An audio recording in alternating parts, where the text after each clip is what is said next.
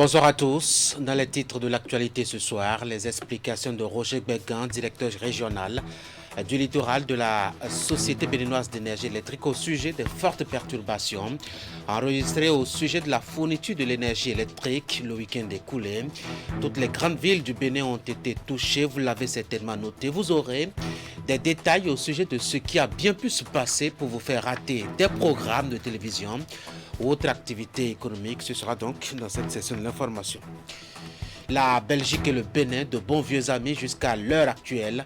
Un bilan dresse une progression et une diversification des points d'intervention et de coopération entre les deux pays. Nous ferons le tour et l'histoire d'amitié entre les deux nations dans ce rendez-vous de l'information du soir. Une évaluation dont les résultats font l'objet d'une session à Cotonou. Et puis, comme pour confirmer justement cette belle amitié, les images de la signature de la convention entre l'agence belge de développement Enabel, les universités d'Abomey-Calavi, de Parakou et des producteurs des filières maraîchage et riziculture, une entente tripartite pour la promotion des pratiques valeureuses agroécologiques. On en dira un peu plus pendant ce rendez-vous d'information. Voilà pour l'essentiel en titre. Bienvenue au journal du soir. Vous l'avez certainement pas oublié, il y a eu de fortes perturbations dans la fourniture de l'énergie électrique le week-end écoulé dans la ville de Cotonou et même au-delà, dans l'ensemble des principales villes du Bénin. Des difficultés devenues rares depuis quelques temps, vous l'avez certainement noté, et dont l'ampleur vous a certainement surpris. Pour vous donner une idée de ce qui s'est réellement passé, Canal 3 Bénin est allé interroger le directeur régional littoral de la SB2E, Roger Béguin, l'a lié à des contingences purement techniques. Je vous propose de le suivre pour des détails sur ce qui s'est réellement passé ce week-end. Suite aux pluies orageuses qui se sont abattues sur certaines localités du Bénin, le samedi 26 juin 2021, nous avons enregistré beaucoup de perturbations sur les réseaux électriques de la SBE. Je vais faire remarquer que les équipes de la SBE ont fait les diligences nécessaires pour réparer ces pannes-là.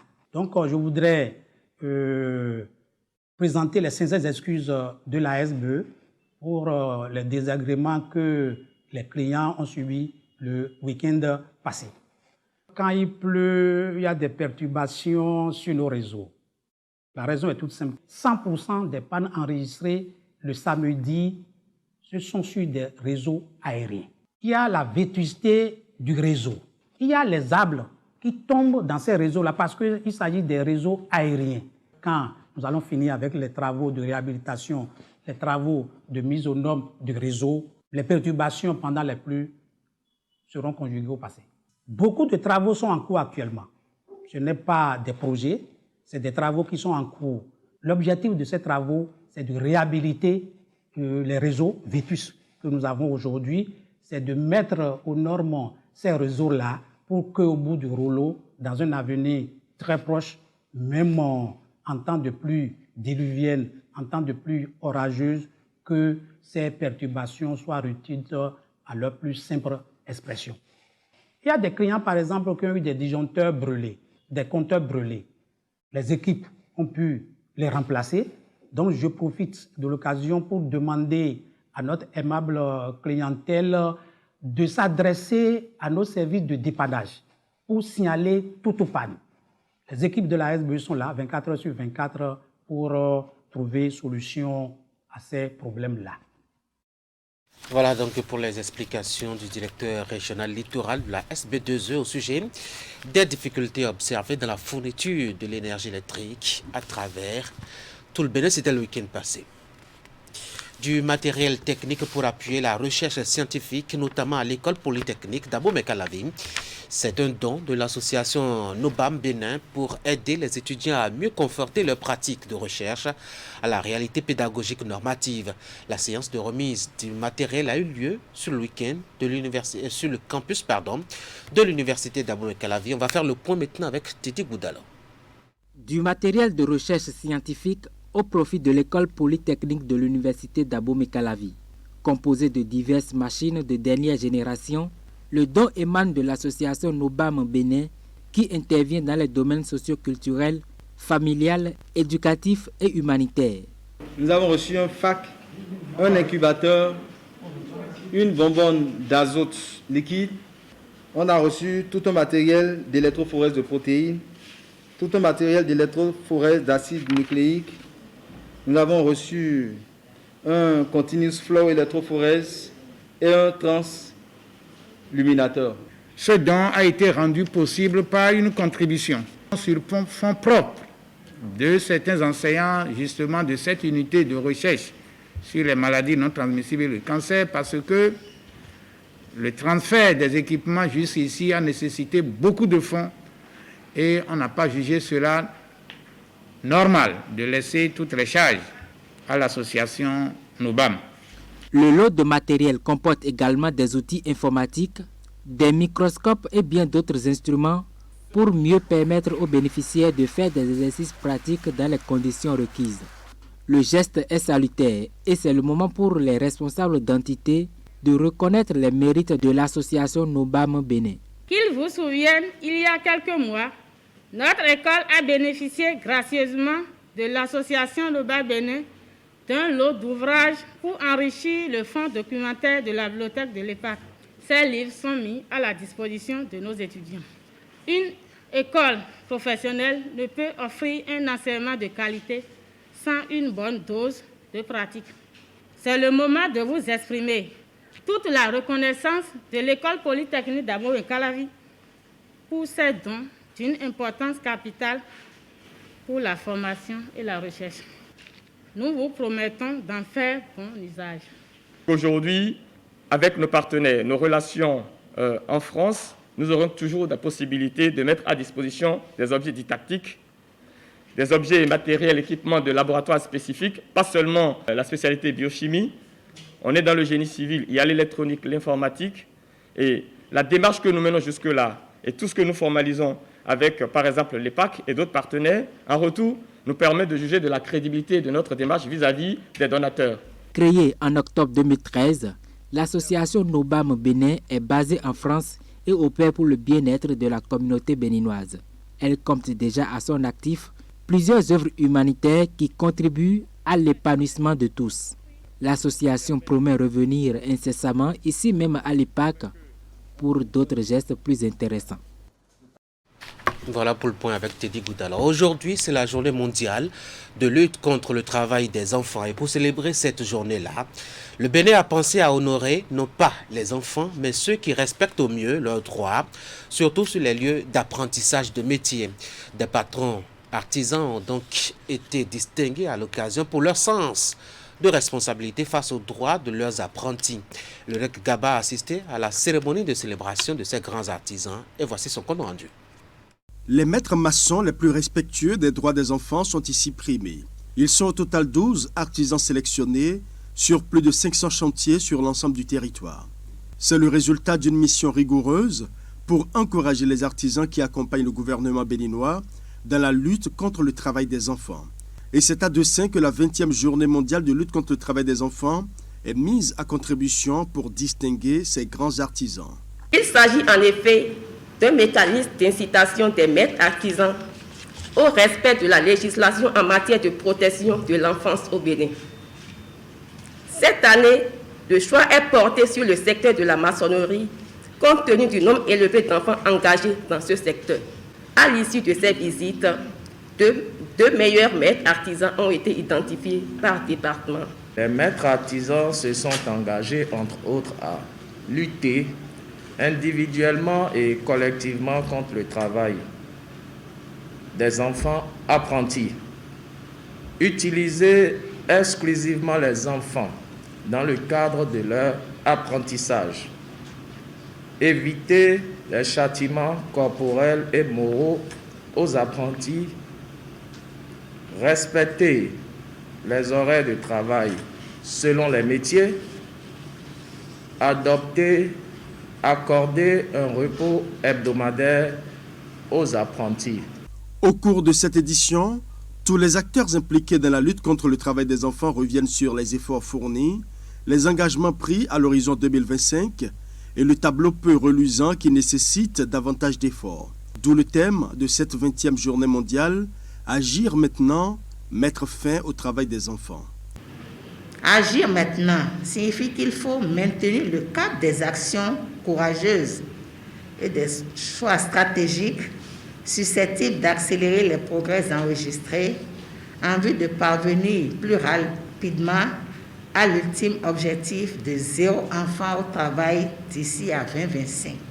Pour ma part, il y a lieu de s'organiser davantage en redoublant d'efforts dans le sens d'une adaptation des stratégies de riposte contre la pandémie afin de relever ce nouveau défi qui se dresse sur le chemin.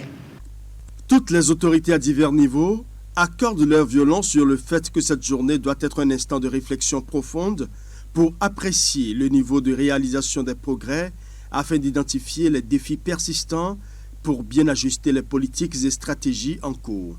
Ceci permettra certainement, selon les autorités, à assurer durablement un mieux-être aux enfants sur le marché du travail et répondre convenablement aux engagements de 2025. Le Bénin et la Belgique, de très bons amis depuis toujours. C'est une étude bilan qui l'a confirmé, un document réalisé à ce propos et qui est en étude par les représentants des deux pays amis, à un atelier ouvert aujourd'hui même à Cotonou et organisé par le comité mixte paritaire de concertation bénino-belge. Idrissou Boukari. 7 mois après sa dernière réunion, le comité mixte paritaire de concertation bénino-belge tient ce mardi au ministère des Affaires étrangères et de la coopération sa session annuelle pour le compte de l'année 2021. L'initiative traduit la volonté des deux parties de veiller à une meilleure opérationnalisation des projets et programmes de développement retenus dans le cadre de leur partenariat. Un rendez-vous pour faire le point de la mise en œuvre du programme de coopération et évaluer les résultats intermédiaires déjà atteints. La flexibilité des modalités qui guident notre partenariat actuel nous ont donc permis d'adapter nos programmes aux défis auxquels nous avons été confrontés ces derniers temps. Notre programme semble donc avoir atteint une certaine vitesse de croisière, ce que reflète la hausse progressive du taux d'exécution du portefeuille.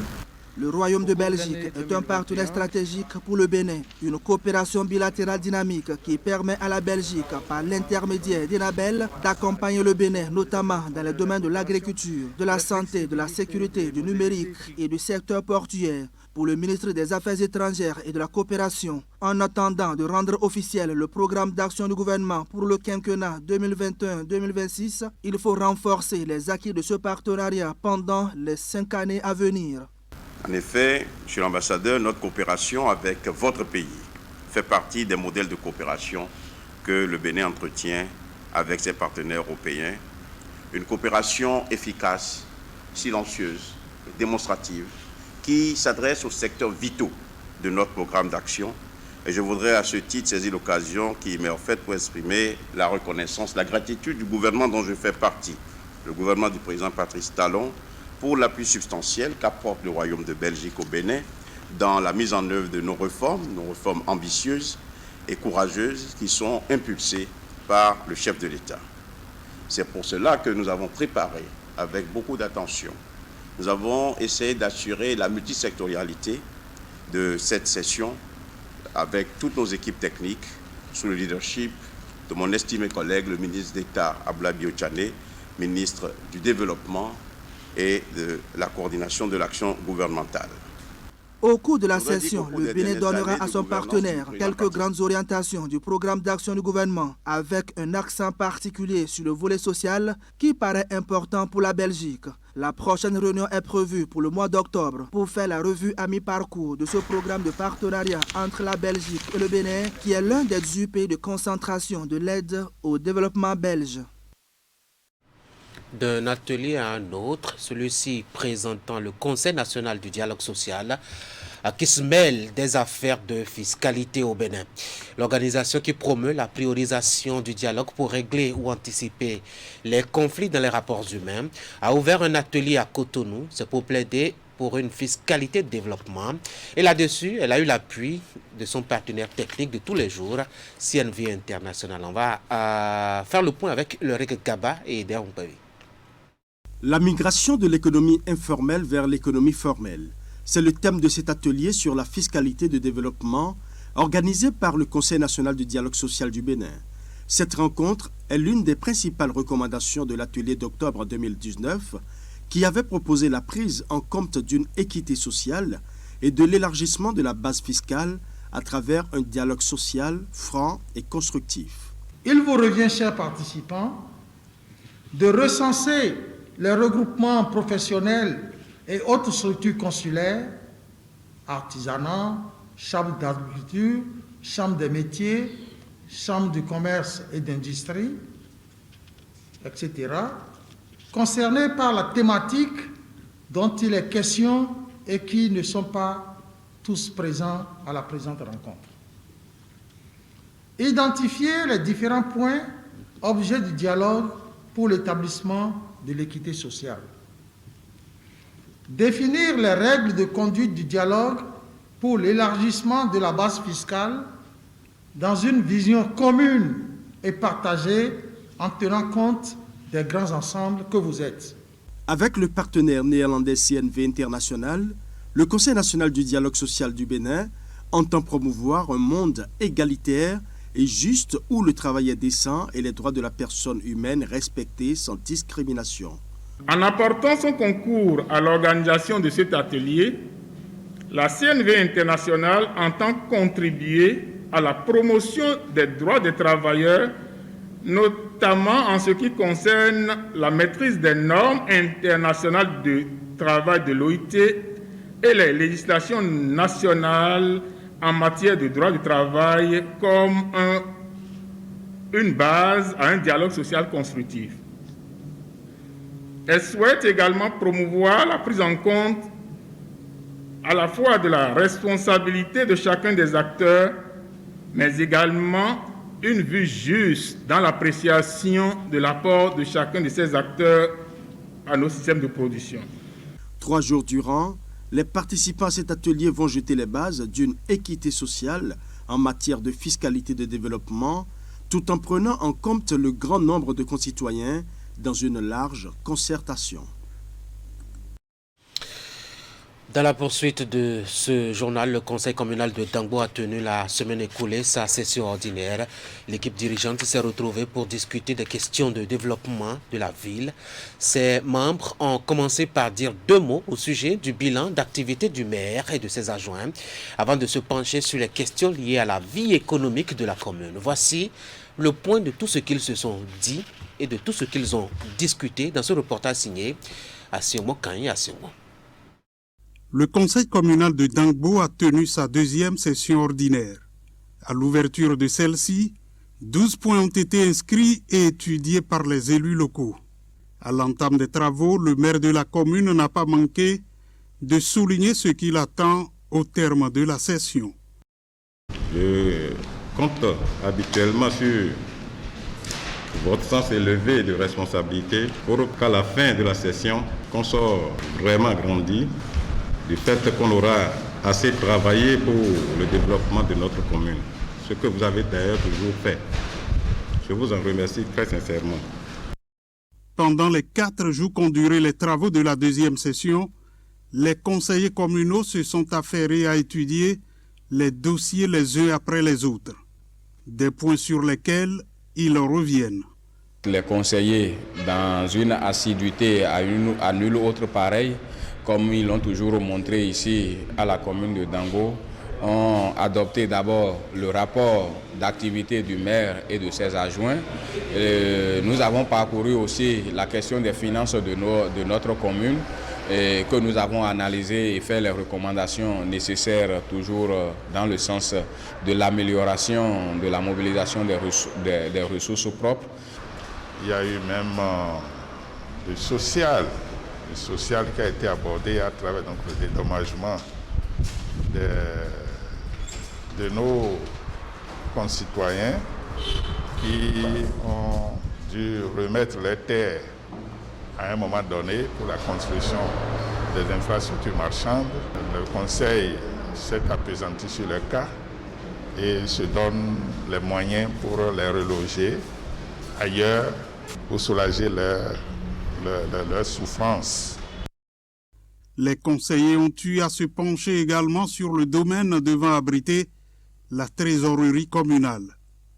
Les élus communaux ont bénéficié d'une assistance conseil du ministère des Infrastructures et des Transports, puis du ministère de la Culture, des Arts et du Tourisme au cours de la session.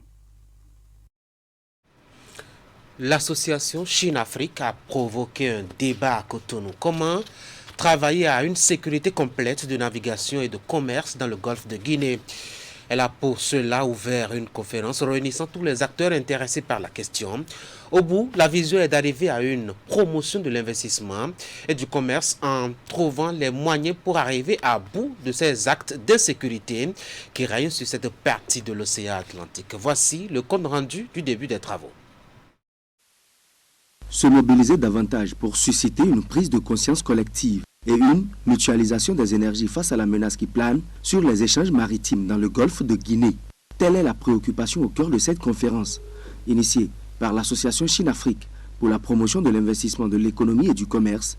Elle offre l'occasion d'une réflexion profonde sur la persistance du fléau dans cette zone, notamment, de même que le moyen d'y faire face plus efficacement.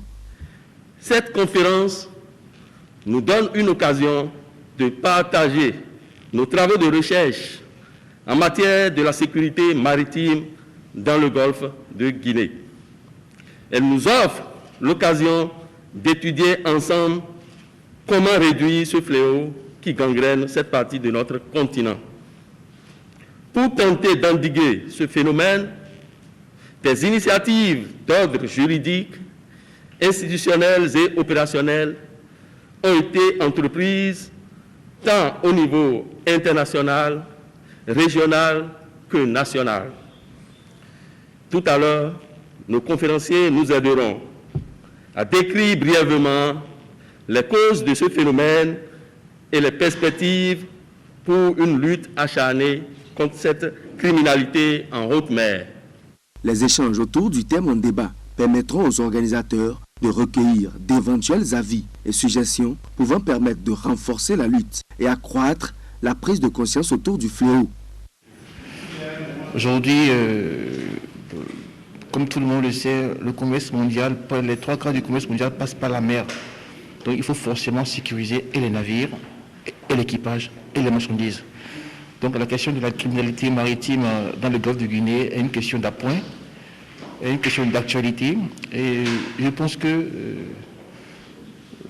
les échanges qu'on a eus, les organisateurs ont compris qu'en fait, il appartient aux États de prendre les mesures pour renforcer les rades, de prendre les mesures pour que les navires et les marchandises et les équipages soient sauvegardés en mer. La lutte contre l'insécurité maritime se devant d'être l'affaire de tous, l'association Chine-Afrique pour la promotion de l'investissement de l'économie et du commerce se veut plus active dans la quête de solutions pour endiguer le mal. Plusieurs autres initiatives sont en préparation, tant sur ce sujet que sur d'autres. L'Agence belge de développement Enabel, les universités publiques du Bénin, notamment d'Abomey-Calavi de Parakou, et des acteurs des filières maraîchage et riziculture, tenus désormais par un partenariat. Les trois parties ont signé un accord pour collaborer en vue de la promotion des bonnes pratiques agroécologiques. Elles ont saisi ces parties-là à l'occasion d'un atelier qui s'est déroulé au ministère de l'Agriculture, de l'élevage et de la pêche pour se décider à aller dans ce sens.